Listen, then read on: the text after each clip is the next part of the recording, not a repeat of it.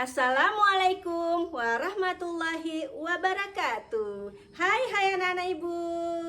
Perkenalkan, Ibu Fitri Safridani berasal dari SD Negeri Kandang, Kecamatan Tumbang Tanjung, Kabupaten Pidi, Provinsi Aceh. Apa kabar nih anak-anak ibu hari ini? Alhamdulillah, luar biasa, Allahu Akbar. Kali ini Bu Fitri akan berbagi cerita tentang perjuangan seorang wanita hebat yang luar biasa pemberani dengan judul Nangila yang Berani. Cerita ini ditulis oleh penulis hebat kita yang bernama Violet Otieno dengan ilustrator Fusi Malindi. Sayang, mau dengar tidak kisah selengkapnya? Kalau mau dengar, duduk yang soleh ya sayang. Duduk anak soleh, siap. Pada zaman dahulu, di sebuah desa, hidup seorang pria dengan luka parah di kakinya. Ia tidak mampu untuk berdiri ataupun berjalan. Pria ini tinggal bersama istri dan 4 anak-anaknya, 3 laki-laki dan 1 perempuan. Nah, yang perempuan inilah yang bernama Nangila. Kesehariannya, Nangila ini tugasnya merawat dan mengurus ayahnya yang sedang sakit di rumah. Sementara ketiga kakak laki-lakinya bekerja jauh di ladang dan menggembala ternak. Nangila ini anak yang ceria, cantik, dan baik hatinya. Ia pun sangat mudah dalam membantu orang-orang di desa. Karena sifatnya ini, semua orang di desa menyukai dan menyayangi Nangila. Orang tua Nangila sangat ingin Nangila menikah dengan pria yang baik. Oleh karena itu, mereka menentukan syarat yang sangat sulit untuk pria yang ingin menikahi Nangila.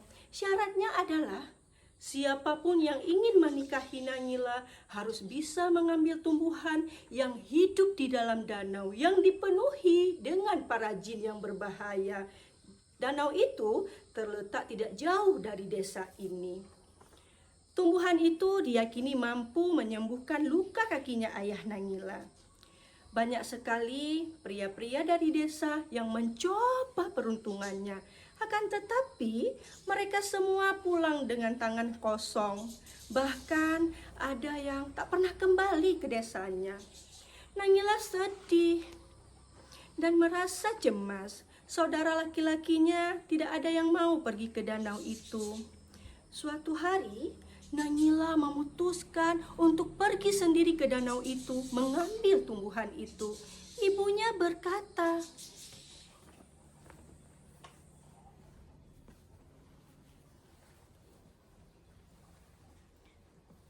"Anakku, banyak pria-pria kuat yang gagal mendapatkan tumbuhan itu. Bagaimana mungkin engkau akan berhasil, anakku? Engkau hanyalah seorang wanita yang lemah." Namun, Nangila tidak gentar. Ia sudah membulatkan tekadnya. Hari itu juga, Nangila pergi ke danau itu. Di tengah perjalanan, Nangila melihat seorang wanita tua sedang membawa setumpuk besar kayu bakar di punggungnya. Nangila yang suka menolong tidak bisa tinggal diam. Ia segera membantu wanita tua itu membawakan kayu bakarnya. Wanita tua itu sangat senang dan sangat berterima kasih kepada Nangila. Ia berkata kepada Nangila,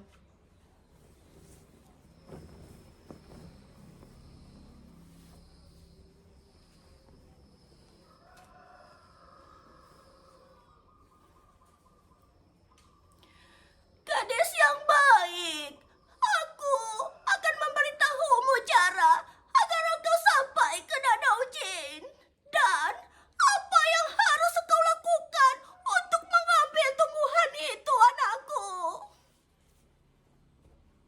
Nangila tampak bahagia sekali. Dan sepanjang perjalanannya, Nangila itu terus mengingat apa yang sudah disampaikan oleh wanita tua itu. Sesampainya di tepi danau, Nangila bersembunyi di balik pohon besar. Ia melihat keluarga jin sedang minum-minum dan menari-nari. Nangila memperhatikan mereka, menunggu dengan penuh sabar. Dia bersembunyi, memperhatikan. Akhirnya satu persatu para jin itu pun tertidur. Setelah Nangila memastikan semua jin sudah tertidur, Nangila segera menyelam ke dalam danau. Ia pun menemukan tumbuhan itu dan segera memetiknya, memasukkannya ke dalam tas.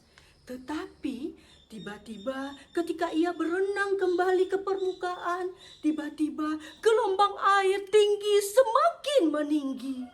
Saat Nangila mencapai tepi danau, ternyata para jin sudah terbangun dari tidurnya. Nangila sangat ketakutan, tetapi ia kemudian teringat akan lagu yang diajarkan oleh wanita tua tadi. Ia pun menyanyikan lagu itu. Aku gadis desa Wekesa, aku datang karena para pria terlalu takut untuk kesini.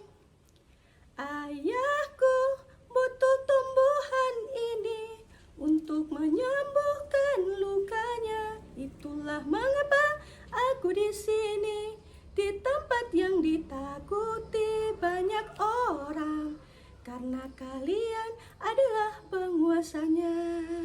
Suara Nangila sangatlah merdu. Para jin sangat menyukainya, sehingga para jin menyuruh Nangila terus-menerus bernyanyi untuk mereka. Alunan suara Nangila membuat para jin kembali terlelap.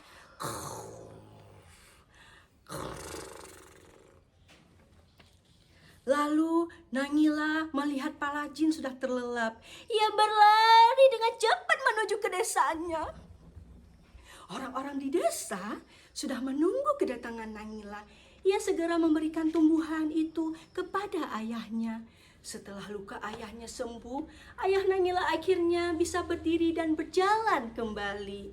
Melihat itu, seluruh warga desa menari-nari dan memuji-muji keberanian Nangila. Oke, itulah ceritanya anak-anak ibu tersayang. Nah, dari cerita ini ada 3 pesan moral yang bisa kita simpulkan. Yang pertama, kita harus berani. Seperti Nangila, meski takut, dia tetap berani dan akhirnya berhasil mengatasi rasa takutnya. Yang kedua, percaya pada kemampuan diri sendiri. Nangila ini meskipun wanita seperti kata ibunya, tetapi ia percaya bahwa dia mampu. Yang ketiga, kebaikan dan sifat tolong-menolong akan membawa hasil yang baik. Lihatlah Nangila, dia sepanjang perjalanan menolong wanita tua dan berhasil dengan baik. Jadi, anak-anak ibu semua, dalam hidup ini kita harus menjadi si pemberani, rendah hati dan pantang menyerah. Oke, demikianlah kisah Nangila yang berani. Semoga anak-anak ibu terhibur dan menyukainya. Terima kasih. Assalamualaikum warahmatullahi wabarakatuh.